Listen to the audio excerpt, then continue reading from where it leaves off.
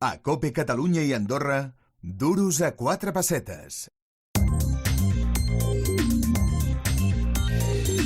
Y ya tenemos aquí en el Duros a 4 pesetas a Octavio Gracia. Él es socio director de Think It Legal, director de Nulidad Avales ICO, que vuelve a nuestro programa pues después de las muchas consultas que generó su anterior visita. Oye, cuéntanos exactamente, ¿qué es Think It Legal, Octavio? Hola, buenos días, Jordi. ¿Qué ¿Cómo tal? estás? Un placer estar por aquí. Bueno, Think It Legal es un despacho profesional de abogados y economistas que se dedica a las reestructuraciones e insolvencias, y actualmente tenemos una especie de asociación entre 3 despachos importantes de Barcelona.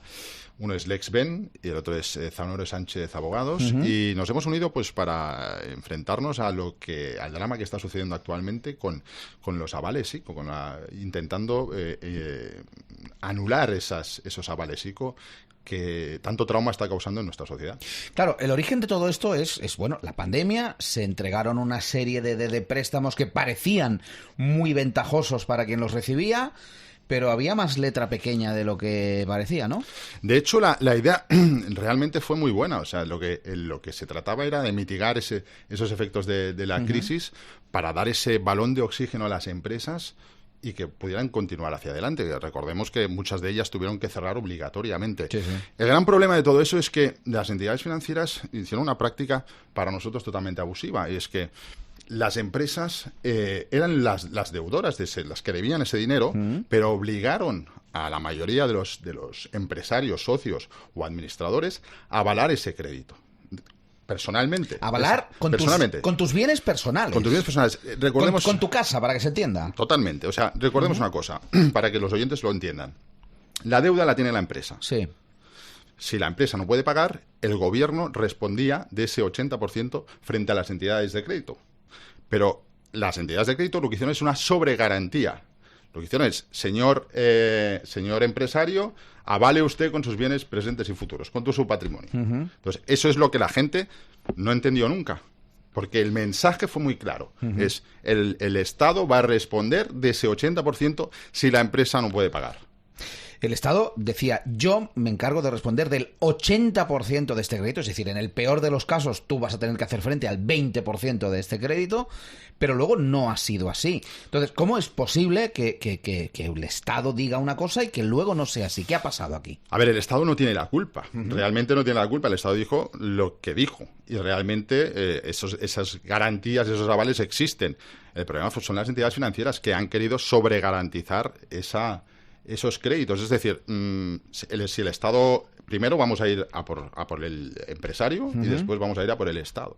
Porque es mucho más fácil recuperar de una persona solvente, claro, que ir directamente al Estado. Vamos a ver cuánto tarda en pagar el Estado y si realmente después va a tener fondos para devolver. Imaginemos ahora que los impagados de estos ICOs, estamos hablando de 100.000 millones de euros. Imaginemos que el Estado tuviera que devolver ese dinero. Créditos dados. De esos creo que alrededor de 3.000 millones son los que ahora se están aumentando, ¿no? Están aumentando. Y 17.000 están en riesgo. 17.000 en riesgo. Y recordemos una cosa también, una de las prácticas que se ha hecho y que es totalmente abusiva y que ya hay alguna sentencia condenando a las entidades financieras, es que esos créditos muchas veces no sirvieron para dar ese balón de oxígeno, sino para mitigar, o sea, para cambiar esas pólizas de créditos que tenían las empresas, cambiarlas y sobregarantizarlas. Me explico para que se entienda. Una empresa que tenía un préstamo o una póliza de crédito, la tenía al límite, la tenía dispuesta, se concede un ICO y con eso se cancela esa hipoteca que quizá no tenía garantía y le ponemos la garantía del Estado. Bueno, ahora hay un montón de empresarios que se han pillado los dedos, que están en una situación complicada. ¿Cómo se puede reclamar? ¿Qué hay que hacer? ¿Cómo ponerse en contacto con vosotros y qué es lo que estáis haciendo? Primero, el gran problema que tenemos ahora, tenemos una situación de crisis económica que parece que estamos dopados realmente con todos estos créditos y vamos a ver qué pasa con este nuevo gobierno, porque realmente la crisis que nos lleva encima es importante. Recordar que aparte de la crisis COVID tuvimos una crisis de materias primas, la guerra de Ucrania, ahora actualmente la guerra de Israel. Vamos a ver cómo afecta todo esto a nuestra economía, los tipos de interés subiendo, la inflación no para de bajar. No, estamos en una tormenta casi perfecta. Y realmente los concursos de acreedores es una cosa muy importante. Los concursos de acreedores están subiendo. Y de personas físicas estamos ya en el segundo trimestre, hemos cerrado con más de 20.000 procedimientos. Es una barbaridad. Es muchísimo. Entonces, el efecto que tiene realmente ese impago de una empresa, de ese crédito ICO, que está avalada por el propio socio o administrador, eso le va a arrastrar a él a su propia insolvencia. O sea, no va a ser solo la insolvencia de la persona jurídica, de la sociedad, sino vamos a provocar también la insolvencia de la persona física en muchos casos. Eso es un gran drama. Y lo que hay que mitigar es exactamente eso. Entonces, lo que nosotros siempre decimos es que para poder acceder a la nulidad de esos avales ICO, nulidad, avales ICO, la gente a veces se confunde. Si la empresa debe ese dinero, hay que pagarlo. Para pagarlo, se tiene que trabajar. Claro. Si no se puede trabajar, se tiene que cerrar la empresa. Y recordemos también a todos los empresarios que el concurso de acreedores es una obligación legal. Hay que hacerlo. O sea, hay que reestructurar primero la empresa y después atacar el tema de la nulidad de los avales. Nosotros lo que hacemos, evidentemente, es damos la cobertura tanto a la parte de reestructuraciones de la empresa y después, una vez provocada la insolvencia, si realmente tienen afianzada esa deuda, vamos a ir a solicitar la nulidad de esos avales ICO. Os habéis unido 3 despachos muy potentes de abogados, como decías, Think It Legal, Zanero Sánchez Abogados y Lexben Advocats. Así es. Y estáis en esta batalla, no sé si David contra Goliat, pero vaya que hay mucho trabajo por delante. Yo creo que estamos sentido común contra un gran engaño. O sea, al final y el derecho es sentido común muchas veces. Ya existe una resolución judicial de un juzgado de primera instancia que ya obliga a la nulidad al menos el 80% del empresario que avaló ese ICO. Por lo tanto, yo creo que eso va a ser la tónica habitual. Recordemos también que tenemos un dictamen de un ex magistrado que es Javier Orduña, un dictamen que aborda no solo el vicio de consentimiento, sino también recordemos que estamos hablando de un contrato de adhesión en el que realmente no está negociado por las partes. El banco, como siempre. O sea, tú cuando unilateralmente. Entonces tú te adhieres a ese contrato y hay una falta, entendemos que hay una falta de transparencia y ya no solo tiene que aplicarse a los consumidores, sino también a los empresarios. Bueno, tener el sentido común de nuestra parte es muy bueno. ¿Todas estas reclamaciones son viables? ¿Se van a llevar a cabo? Totalmente viables, o sea, y además yo siempre decimos que nos tenemos que anticipar a la reclamación de la entidad financiera. Si nuestra empresa ha quebrado, si nuestra empresa ha entrado en concurso y somos fiadores, lo primero que tenemos que hacer es parar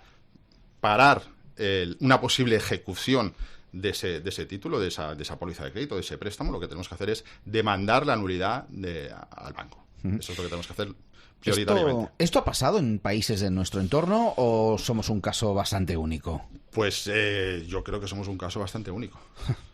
Como España es única, pues somos un Spain caso. is different, ¿no? Pues en eso también lo notamos. Que fíjate, ayer estuve, al resumen del debate de investidura, hay muchas propuestas, todas van a quedar evidentemente en el aire, pero es que no hay ninguna propuesta. Es un tema de Estado que no se ha puesto encima de la mesa y se pondrá. Estoy convencido que en algún momento se pondrá encima de la mesa. Oye, Octavio, y una cosa importante también, ¿cómo contactar con estos despachos de abogados que han creado NAI? ¿Cómo se pone en contacto con vosotros la gente? Hemos generado una web, nulidadavalesico.es, donde ahí van a ver toda la información que vamos colgando, la actualidad, las noticias, y hay un formulario donde pueden enviar sus datos de contacto y lo antes posible nos pondremos en contacto con ellos, haremos una primera llamada telefónica si hay que hacer una reunión, será cualquier reunión que sea pertinente, y a partir de ahí pues nos ponemos manos a la obra rapidísimo. Trabajáis en toda España, entiendo. Sí, tenemos más de 100 abogados repartidos por toda España. Recordad que tenemos 3 despachos, 3 sedes físicas en Valencia, Madrid y Barcelona, y la capacidad de litigación que tenemos es a nivel nacional. Es decir, cualquier persona que os llame desde cualquier punto de España va a haber desde más cualquier punto de España va a haber asistida perfectamente. Pues ahí tenéis esta página web, nulidadavalesico.es. Además, yo os voy a facilitar también un número de teléfono en el que os podéis poner en contacto con ellos. Es el 93 531 16 16, 93 531 16 16. Y bueno, mucha suerte porque trabajo os queda un rato, ¿eh? Es importante también que los oyentes sepan que damos aquí un servicio de 360. Lo primero que hacemos es analizar la empresa.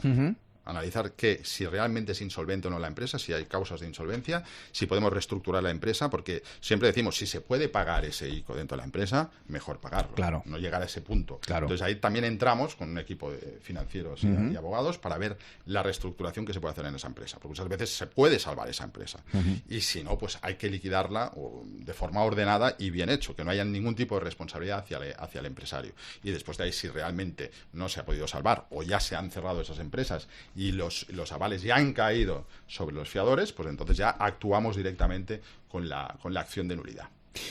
Bueno, pues lo que te decía, que creo que tenéis trabajo para tiempo y, en fin, si alguien que esté en esta situación quiere ponerse en contacto con Octavio, nulidadavalesico.es, esa página web. Octavio, gracias, socio director de Think It Legal. Muchísimas gracias por explicárnoslo aquí en el Duros a 4 Pesetas. Muchas gracias a ti, un placer.